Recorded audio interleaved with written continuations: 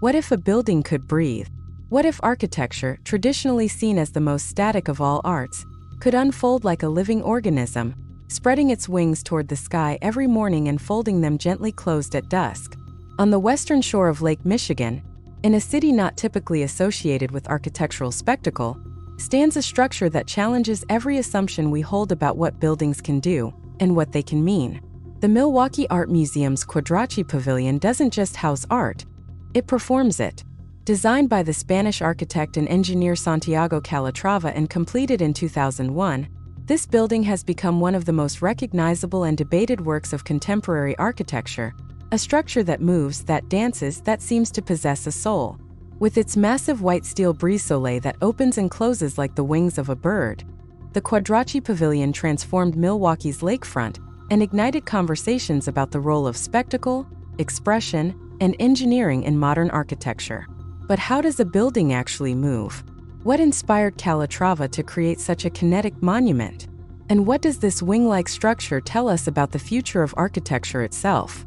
To understand the Quadracci Pavilion, we must first understand Milwaukee in the late 1990s. This Midwestern American city, known primarily for its brewing heritage and manufacturing history, was undergoing a cultural renaissance. The Milwaukee Art Museum, founded in 1888, had already expanded twice, first with the War Memorial Center designed by Eero Saarinen in 1957, and then with an addition by David Kaler in 1975. But by the mid-1990s, museum leadership recognized that to compete on the international stage and to revitalize the city's cultural identity, they needed something more than functional space. They needed a statement. They needed architecture that could transform perception, that could announce Milwaukee as a destination, that could serve as a catalyst for urban regeneration. The museum's trustees made a bold decision. They would commission an architect known not for restraint but for audacity, someone who could create a landmark that would put Milwaukee on the global architectural map. That architect was Santiago Calatrava. Born in Valencia, Spain in 1951, Calatrava is a rare figure in contemporary architecture, a practitioner who is both architect and structural engineer, holding doctorates in both fields. His work defies easy categorization, sitting somewhere between engineering marvel, sculptural art, and architectural iconography. Before Milwaukee, he had already built striking transportation hubs, bridges, and cultural buildings across Europe, each characterized by a distinctive white palette, soaring structural expression, and an almost obsessive interest in movement and natural forms.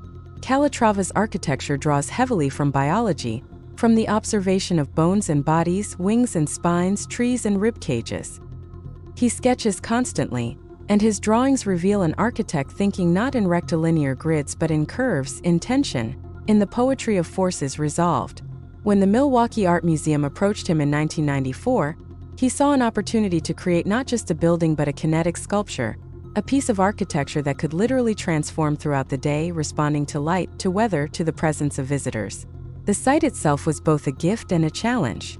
Located on the shores of Lake Michigan, the pavilion would serve as the new entrance to the museum complex, connecting the existing buildings and providing a dramatic gateway between the city and the water.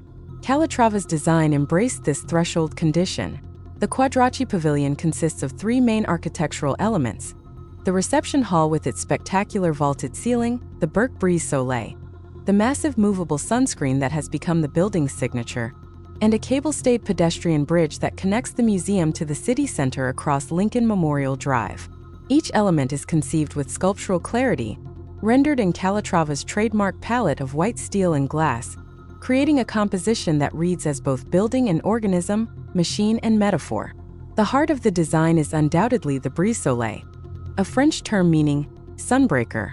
In architectural terms, a brise-soleil is typically a fixed screen that protects a building from excessive solar heat and glare. But Calatrava reimagined this functional element as a kinetic sculpture, a pair of steel wings spanning 217 feet when fully extended, supported by a mast that rises 90 feet above the building's roof. The wings consist of 72 steel fins, each up to 26 feet long, arranged in two symmetrical halves that can open to a 217-foot wingspan or fold completely closed over the pavilion's glass-walled reception hall. The mechanism opens and closes the wings in a choreographed sequence that takes approximately 3.5 minutes, a carefully calibrated performance that transforms the building's silhouette against the sky. Calatrava has spoken openly about his inspiration for this kinetic element. The structure is meant to evoke a bird in flight, specifically recalling the way wings fold and extend, the way living creatures modulate their relationship to light and air. But the reference goes deeper than simple biomimicry. In Calatrava's vision, the building becomes a symbol of aspiration, of freedom, of the museum's role as a place where human creativity takes flight. The white color reinforces this reading. It suggests purity, lightness, the elimination of everything extraneous until only essential form remains. The wings open each morning at 10 a.m., weather permitting, and close in the evening, creating a daily ritual that has become part of Milwaukee's cultural rhythm. Visitors gather on the lakefront to watch the opening, photographing the slow mechanical ballet as the fins rotate upward and outward, transforming the building's profile from a sleek, enclosed form to an expansive, welcoming gesture. Inside the pavilion, the experience is equally dramatic. The reception hall is essentially a glass-walled room topped by a ribbed, vaulted ceiling that rises 90 feet above the floor. This ceiling, constructed of white-painted steel ribs and glass panels, creates a skeletal, almost Gothic quality, though instead of stone vaults bearing down with weight, these ribs seem to float, defining space through line and light rather than mass. The effect is both monumental and weightless, a cathedral of transparency where structure becomes ornament and engineering becomes art. The floor is covered in white terrazzo, and the walls are glass, creating an almost dematerialized enclosure that dissolves boundaries between inside and outside, between built form and natural landscape. When the wings are open overhead, sunlight filters through the steel fins, casting moving shadows across the floor that change throughout the day, turning the reception hall into a kind of sundial, a space where time is made visible through the play of light and shadow. But how does it actually work? The engineering behind the brise-soleil is a marvel of mechanical precision and structural calculation. The entire assembly weighs approximately 90 tons, yet it moves with remarkable grace, powered by a system of hydraulic pistons. Each wing is supported by a series of radial steel cables that connect to the central mast, similar in principle to the cable-stayed bridges that Calatrava has designed throughout his career. The fins themselves are hollow steel members, carefully shaped and balanced to minimize wind loads while maximizing their visual impact. The control system monitors wind speed continuously. If winds exceed 23 miles per hour, the wings are automatically closed to prevent structural damage.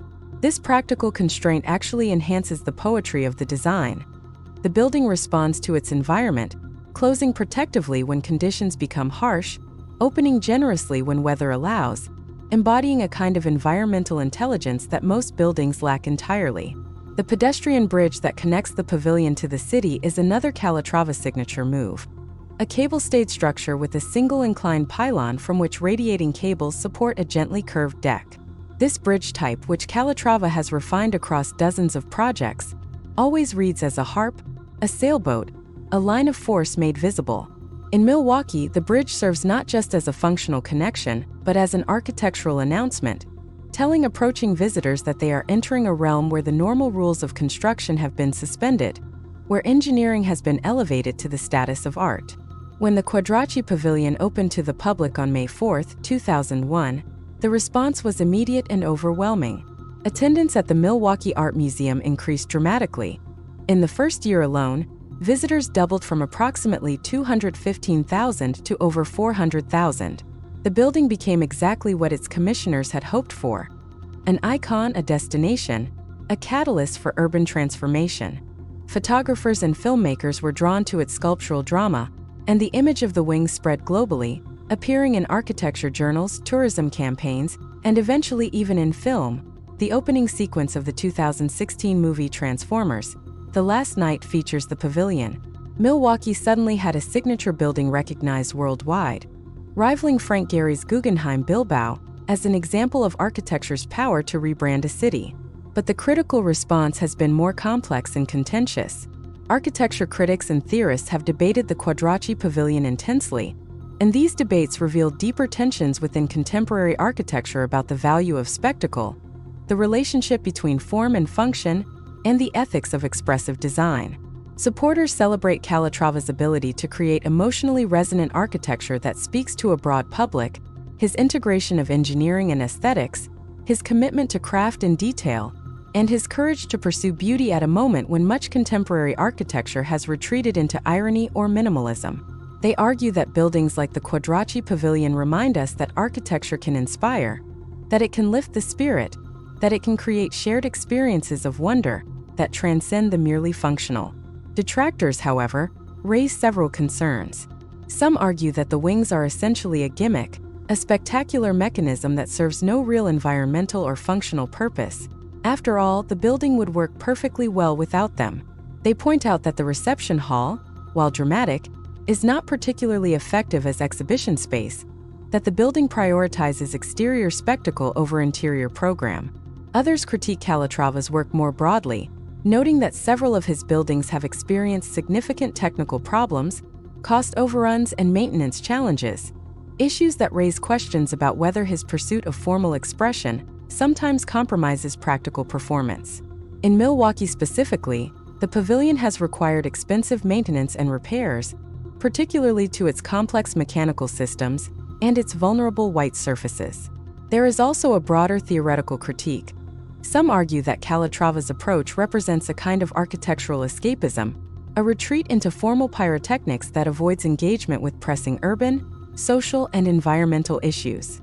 In this reading, the Quadracci Pavilion is beautiful but ultimately empty, a piece of architectural formalism that dazzles without addressing the complex challenges that architecture must confront in the 21st century. These debates matter because they force us to ask fundamental questions. What is architecture for? Should it prioritize function or expression, practicality or poetry? Can a building justify its existence through beauty and symbolic power alone? Or must it also demonstrate measurable social and environmental benefits? The Quadracci Pavilion doesn't resolve these questions, but it poses them with unusual clarity, standing as a kind of test case for the value of architectural ambition in an age of increasing pragmatism. Yet perhaps the most interesting aspect of the Quadracci Pavilion is what it suggests about motion in architecture. For most of history, architecture has been fundamentally static. Buildings were designed to endure, to resist change, to provide stability in a world of flux. But Calatrava's pavilion, along with a small but growing number of kinetic structures worldwide, suggests an alternative vision: architecture that adapts, that responds, that performs. This idea has deep resonance in our current moment, when buildings are increasingly expected to be dynamic systems, adjusting to changing environmental conditions, energy demands, and user needs. The wings of the Quadracci Pavilion may not be particularly energy efficient or environmentally responsive in a technical sense, but they embody a conceptual shift. They demonstrate that buildings can be reimagined as active participants in time, rather than as objects frozen outside of it. In this sense, Calatrava's design anticipates broader developments in responsive architecture, smart buildings, and kinetic facades that are becoming increasingly common in contemporary practice. More poetically, the moving wings remind us that architecture, at its best, is not just about shelter or function but about meaning, symbol, and emotion. The daily opening of the pavilion is not just a mechanical event. It is a ritual, a moment when the building acknowledges the presence of its visitors and the beginning of a new day. This ritualistic dimension gives the building a kind of presence, a quality of being alive that most architecture lacks. People develop emotional relationships with the Quadracci Pavilion in ways they simply don't with most buildings, returning again and again to witness the opening, bringing visitors to share the experience, photographing it from every angle and in every season. This suggests that what buildings do may be as important as what they look like, that performance and transformation create forms of engagement that static objects cannot achieve. 23 years after its completion, the Quadracci Pavilion remains one of Santiago Calatrava's most successful and beloved projects, a building that has achieved both popular acclaim and lasting cultural impact. It has inspired other cities to commission ambitious cultural architecture, contributing to a broader phenomenon sometimes called the Bilbao effect, in which distinctive museum buildings are used as tools of urban regeneration and cultural branding. For better or worse, it has demonstrated that architecture can still command attention, can still generate excitement, can still serve as a focus for civic pride and identity. As we stand on Milwaukee's lakefront watching those great white wings unfold against the blue sky and the deeper blue of Lake Michigan beyond, we witness something rare in contemporary culture: a building that transcends its practical function to become a symbol, a landmark, a character in the ongoing story of its city. The Quadracci Pavilion reminds us that architecture can be more than background, more than container, more than the neutral stage on which life unfolds. It can be itself alive, itself expressive, itself a work of art that moves both literally and emotionally. Whether you view it as visionary or excessive, as poetry or spectacle, as engineering triumph or maintenance nightmare, it is impossible to ignore, impossible to dismiss, impossible to forget, and that perhaps is the ultimate achievement of any work of architecture.